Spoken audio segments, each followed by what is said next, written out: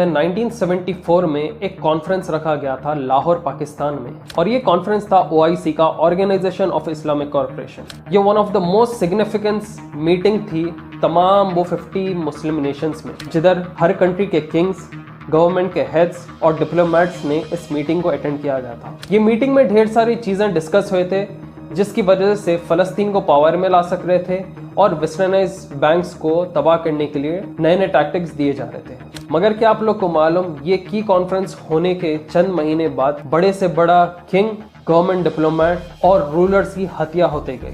It was regrettable for the group to allow itself to be used by Pakistan. Hosted a special session of the Organization of Islamic Cooperation.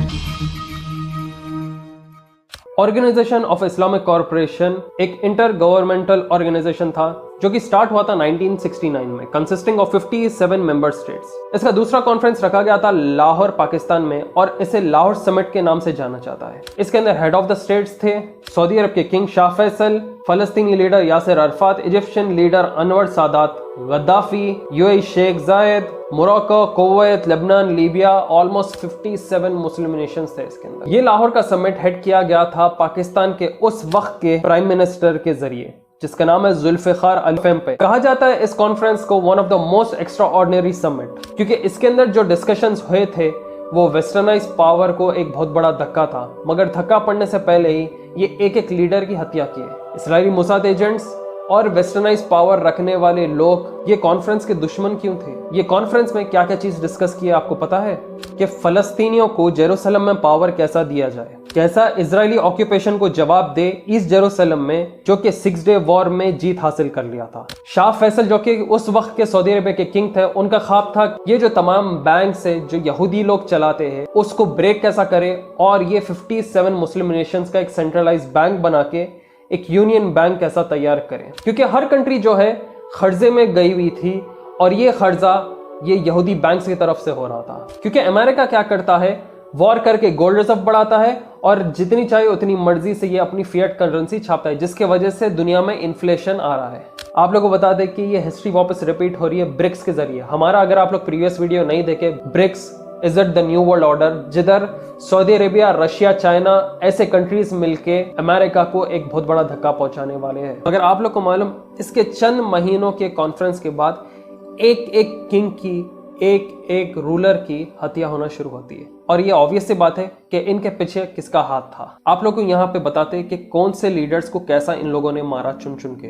King Faisal bin Abdul Aziz Saudi Arabia के, इनका assassination होता है मार्च 1975 को, और इनका assassination होता है उनके ही नेफ्यू से, जो कि जब भी उस वक्त पे यूएस से रिटर्न होता है। ये ऐसे शख्स थे जो कि सऊदी अरब में रेवोल्यूशन ला दिए थे। सऊदी अरब की इकोनॉमिक ग्रोथ, इंफ्रास्ट्रक्चर डेवलपमेंट में और एजुकेशन में इनका बहुत बड़ा हाथ था, और वाहिद लीडर जो कि आके इजरायलियों को गाली देते और ये कहते थे कि हम दूध और खजूर पे हमारा गुजारा कर सकते हैं, हम सऊदी है। मगर आप लोग को तो मालूम होगा ये मोसाद एजेंट्स को ये बात पसंद नहीं आती है, ज़ायनिस्ट ऑर्गेनाइजेशंस को ये बात पसंद नहीं आती है, और ये किंग फैसल की ये लोग असैसिनेशन इनके ही खुद भतीजे से करवाते हैं, जिसका नाम है फैसल बिन मुसैद। क्योंकि किंग के घर में किसी को एंट्रेंस अलाउड नहीं है, खुद की फैमिली मेंबर्स को रहता, तो इन लोगों ने फैमिली मेंबर्स को ही यूज कर लिया। दूसरे लीडर की हत्या जो इस कॉन्फ्रेंस के बाद होती है, नाम है शेख मुजीबुर रहमान, जो कि फाउंडर है बांग्लादेश के। किंग फैसल की हत्या के 6 महीने बाद ही बांग्लादेश के फाउंडर की असैसिनेशन हो जाते हैं, वो भी खुद के ही ट्रूप्स को यूज करते हुए। इनके इस हत्या के बाद बांग्लादेश की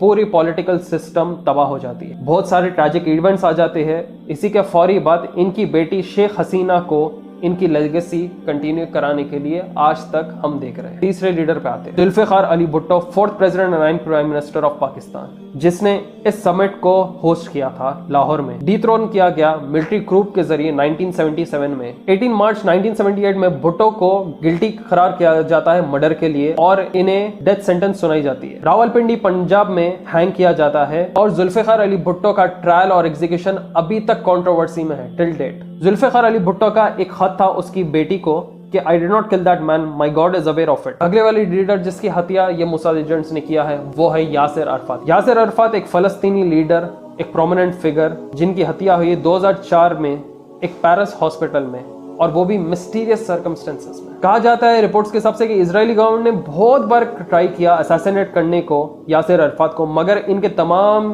अटेम्प्ट्स अनसक्सेसफुल रहे। ये लोगों ने देख लिया कि यासिर अराफात को बम धमाके से नहीं मार सक रहे और उनकी फैमिली से और इंटरनल ग्रुप से यासिर अराफात को नहीं मरवा सक रहे, तो मोसाद एजेंट्स ने ये सीक्रेट ऑपरेशंस को रोक दिया था तकरीबन 2001-2002 में। इसे पता पीछे और क्या इनकी प्लानिंग चल रही थी, और यासिर अराफात की डेथ हुई एक मैसिव इलनेस से, जो कि बहुत रेयर है। कोई ना कोई तरीके से पॉइजन चढ़ा है यासिर अराफात की बॉडी में, जिसकी वजह से यासिर अराफात की हत्या हो जाती है। Just like Michael Jackson. आप लोगों को तो मालूम होगा कि माइकल जैक्सन की डेथ कैसी हुई, वो आज तक मिस्टीरियस है। माइकल जैक्सन का खुद डॉक्टर एक फ्रीमेसन है और उसे फ्रीमेसन्स का मेडल पहनाया गया था। Last but not the least, Muammar Gaddafi. ये एक ऐसा लीडर था जो कि खुल के हर एक को गाली दे देता था। गद्दाफी का रूल लीबिया में one of the most significant rule था और लीबिया की जीडीपी बहुत हाई थी। गद्दाफी का मशहूर रोल उनके पैन अफ्रीकनिज्म और अफ्रीकन यूनिटी से जाना जाता था। ये खुला एंटी वेस्टर्न था, अमेरिका और इसराइल के पॉलिसीज के खिलाफ था, और ये उस कॉन्फ्रेंस में भी शामिल था जो कि लाहौर समिट कहा जाता है। मुअम्मर गद्दाफी, किंग फैसल और दूसरे मुस्लिम लीडर्स यही चाहते थे कि हम हमारा ऑयल क्यों बेचें इनको, हम हमारा ऑयल का प्रोडक्शन रोक देते हैं, हम हमारा ऑयल इनको बेचना रोक देते हैं, इनकी करेंसी यूज करना छोड़ देते हैं और हम हमारे सोने से ही ट्रेड कर देंगे। और ये यहूदियों की बैकबोन तोड़ रहा था, क्योंकि यहूदियों का मेन बैकबोन है सूद, जिससे हमें एक्सट्रीम मना किया गया है इस्तेमाल करने से। मुअम्मर गद्दाफी को ये लोग एक एंटी पॉलिटिकल एजेंडा के जरिए फंसा देते हैं, उसे मरवाते हैं, टॉर्चर करते हैं, उसी के रेबल फाइटर से लीबियन सिविल वॉर में, और इसकी बहुत बुरी मौत होती है, वो भी वीडियोग्राफ करते हुए 20 अक्टूबर 2011 में। तो देखो, इंपॉर्टेंस की बात यह है कि उम्मत में यूनिटी रहना मुश्किल है और सबसे बड़ी प्रॉब्लम स्पाइस से है। इसलिए आप लोग गौर कीजिए, सलाउद्दीन अय्यूबी रहमतुल्लाह अलैह ने जब वो लीडर बने थे, पहले वो अंदर के लोग, अंदर के स्पाइस और अंदर के पैरासाइट्स थे, उनको साफ किए कई साल। उसके बाद वो अपनी आर्मी को लेकर जाके जेरूसलम फतेह किए। तो आप लोग ये लीडर्स की हत्या को क्या बोलते हो? कॉन्स्पिरेसी बोलते हो, प्लान मर्डर बोलते हो, और क्या ये यहूदियों की साजिश हो सकती है या नहीं हो सकती? कमेंट करके जरूर नीचे बताना। तो ये अगर आपकी आंख नहीं खुल रहा है तो पता नहीं क्या चीज आंख खुलेगा। ये होता है वर्ल्ड पॉलिटिक्स और कैसा खेला